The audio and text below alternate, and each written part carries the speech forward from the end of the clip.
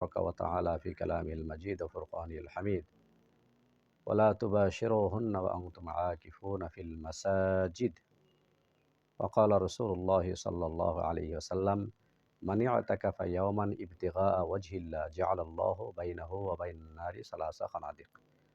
সম্মানিত দর্শক, রমজানের শেষ দশকে এতেকাফ করার ফজিলত প্রমাণ করার জন্য এতটুকুই যথেষ্ট যে আম্মাজান আয়েশা সিদ্দিকা রাদিয়াল্লাহু তাআলা আনহা বলেছেন, কানা নবী সাল্লাল্লাহু আলাইহি ওয়াসাল্লাম ইয়াতাকিফুল আশারাল আওয়াখিরা মিন রমাযান হাত্তা তাওয়াফাহুল্লাহ সুম্মা আতাকাফা আজওয়াজুহু মিন বাদিহি। সিহাহ সিত্তার সমস্ত আইম্মায়ে কেরাম এই হাদিসটিকে বয়ান করেছেন, শুধু ইমাম ইবনে মাজাহ রাহমাতুল্লাহি আলাইহি ব্যতীত। তাহলে রাসূল সাল্লাল্লাহু আলাইহি ওয়াসাল্লাম জীবনের প্রতিটি রমজান, মাদানী জিন্দেগীর প্রতি রমজানে ইতিকাফ করেছেন। এক রমজানে কোনো কারণে ইতিকাফ করতে পারেননি, পরের রমজানে ২০ দিন ইতিকাফ করেছেন। গত বছরের কাজাটা আর এই বছরের নগদ। সহিহ হাদিসের মাধ্যমে ইতিকাফের ফজিলত আল্লাহর নবী করেছেন, জিন্দেগিতে কখনো ছাড়লেন না। আজওয়াজে মুতাহহারাত সবসময় করেছেন।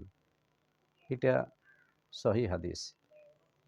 সহিহ বুখারী, মুসলিম সহ সিহাহ সিত্তার ইবনে মাজাহ ব্যতীত সমস্ত আইম্মায়ে সিহাহ সিত্তা সকলে হাদিসটিকে বয়ান করেছেন।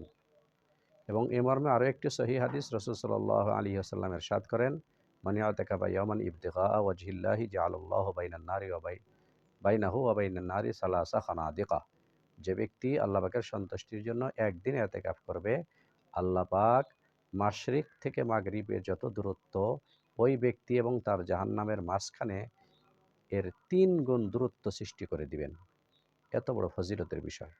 এতটুকু ইতিকাফের ফজিলতের জন্য যথেষ্ট, যা সহিহ হাদিসের মাধ্যমে পাওয়া যায়।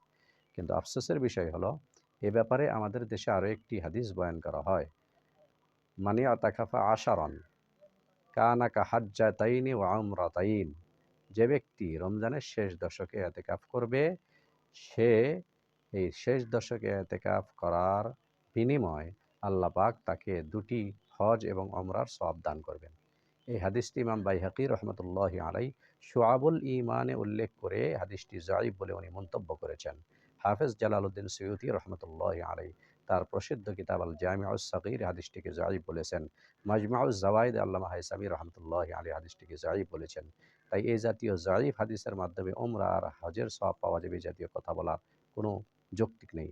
আল্লাহ রাব্বুল আলামিন আমাদের সকলকে হেফাজত করুন।